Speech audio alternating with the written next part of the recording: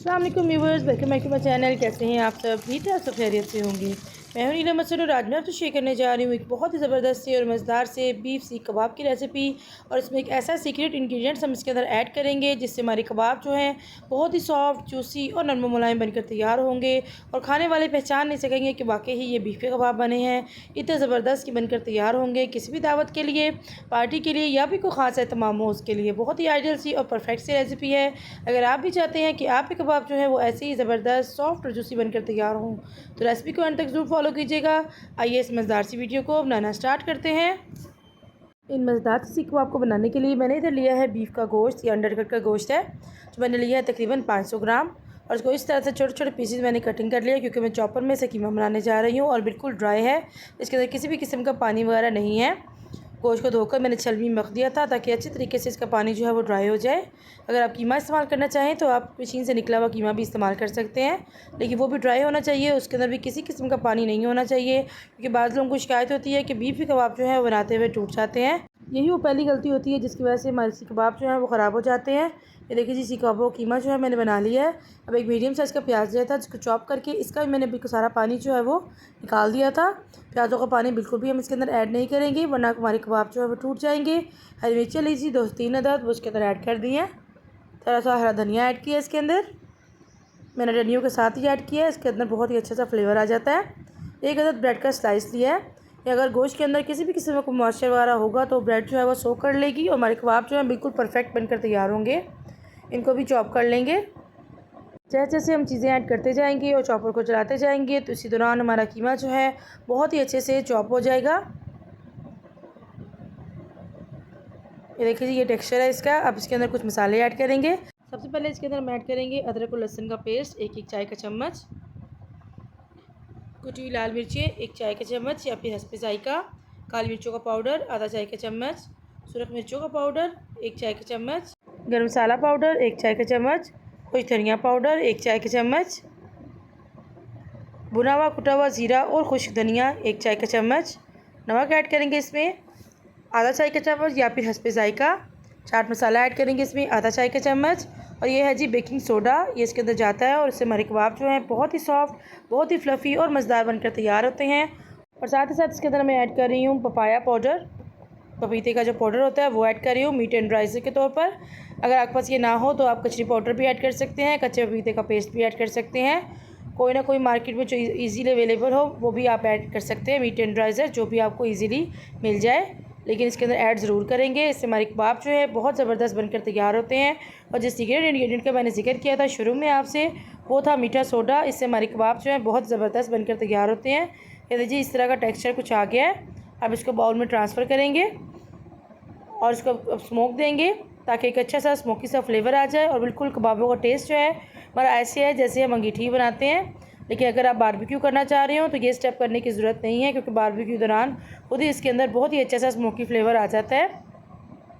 ये उन लोगों के लिए जो कि बारबेक्यू ना करना चाह रहे हो, बहनें बनाना चाह रहे हो, तो उसके लिए इसको अच्छा सा स्मोक दे देंगे। जब हम कबाब बनाएंगे तो बिल्कुल इसका ऐसा ही टेस्ट आएगा जैसे हम बारबेक्यू करते हैं। अब फाइनल स्टेप करेंगे जो कि बहुत ज़रूरी है। इस तरह से हम कीमे को अच्छी तरह से मिक्स करेंगे तकरीबन 2 से 3 मिनट के लिए। इसको हम जितना अच्छा मिक्स करेंगे इतना ही हमारे कबाब में एक लेस पैदा होगी, हमारे कबाब जो है वो टूटेंगे नहीं। क्योंकि बाज़ लोग जब बना रहे होते हैं कबाब तो उनके कबाब जो है वो सीखों पर लगाते ही नीचे गिर जाते हैं या टूट जाते हैं। ये स्टेप करने से ये बिल्कुल भी नहीं होगा।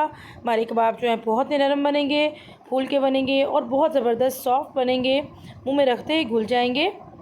2 से 3 मिनट के लिए अच्छी तरीके से इसी तरह से इसको मिक्स करेंगे। जब ये मिक्स हो जाएगा तो मटीरियल जो हमारा बिल्कुल रेडी है कबाब बनाने के लिए। अब अगर आप चाहें तो आप इस टाइम पे इसे कबाब बनाकर आप इसको फ्रीज़ भी कर सकते हैं। मैं इसको फ्रिज में रखने लगी हूँ तकरीबन आधे घंटे के लिए ताकि अच्छे से सेट हो जाए। लेकिन अगर आपको घर में कोई दावत या पार्टी वगैरह हो तो आप एक दिन पहले भी इसको बना कर रख सकते हैं। ये जितनी देर के लिए मैरिनेट होंगे उतने ही हमारे कबाब जो है मज़ेदार बनेंगे। आप कबाबों को शेप दे लेते हैं। कबाबों को शेप देने के कई तरीके हैं। अगर आप ऐसे हाथों से मदद से करना चाहें वो भी कर सकते हैं। इस तरह से आयरन सीख ले लें, आप इसकी मदद से भी कर सकते हैं।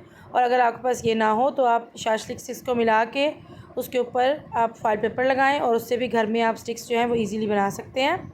इसको इस तरह से हाथों की मदद से, अंगूठे और एक उंगली की मदद से इसको इस तरह से मार्क्स देंगे इसके ऊपर। और बेहतरीन सा कबाब जो हमारा, ये देखिए जी, इसको उतारेंगे। ये देखें बिल्कुल भी ना ये टूट रहा है ना ये गिर रहा है। ये देखें ज़बरदस्त सा कबाब हमारा तैयार हो गया है। एक और बना लें। थोड़ा सा मटीरियल लेंगे, पहले उसको हाथों की मदद से इस तरह से इकट्ठा करेंगे, फिर इसके अंदर से इस तरह से सीख गुजारेंगे। सीख कबाब बनाना बहुत ही आसान काम है, बस थोड़ी सी टिप एंड ट्रिक्स होती हैं जिन्हें अगर सही से फॉलो करें तो हमारे कबाब जो है बहुत ही अच्छे बनकर तैयार होते हैं। सारे कबाबों को इसी तरह से हम शेप दे लेंगे।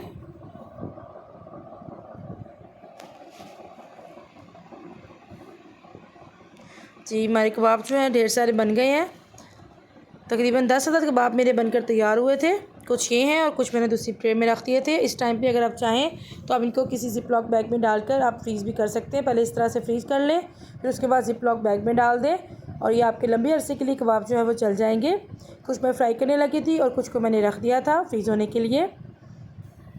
एक पैन में ऑयल गर्म करेंगे और इसको मीडियम टू लो फ्लेम पर हम इनको फ्राई करेंगे। एहतियात के साथ इनकी साइड को चेंज करेंगे और इनको बगैर ढके हम इसी तरह से पकाएंगे ताकि अच्छे से कलर आ जाए इसके ऊपर।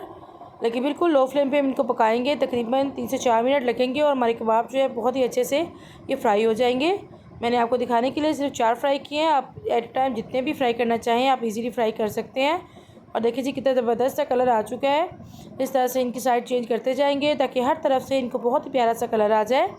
और एक कबाब हमारे रेडी हो चुके हैं। ये देखिए जी उतार के, ये देखें कितने ज़बरदस्त कितने टेम्पटिंग ये लग रहे हैं। जितने दिखने में ये मज़ेदार लग रहे हैं ये उससे ज़्यादा मज़ेदार बनकर तैयार हुए थे।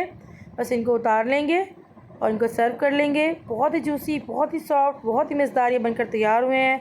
आप अपनी दावतों पे इसको रखें, आपके घर में कोई पार्टी हो या फिर आपके घर में कोई ख़ास तमाम हो, जैसे ईद के बाद ढेर सारी दावतें चल रही होती हैं, आप उस पर बनाएँ।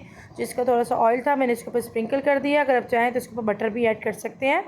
और देखिए जी मैं आपको इसकी सॉफ्टनेस भी दिखाती हूँ और उसकी देखें लुक कितनी ज़बरदस्त है। मैं आपको तोड़ कर भी दिखाती हूँ कितने ज़बरदस्त कबाब बनकर तैयार हुआ है।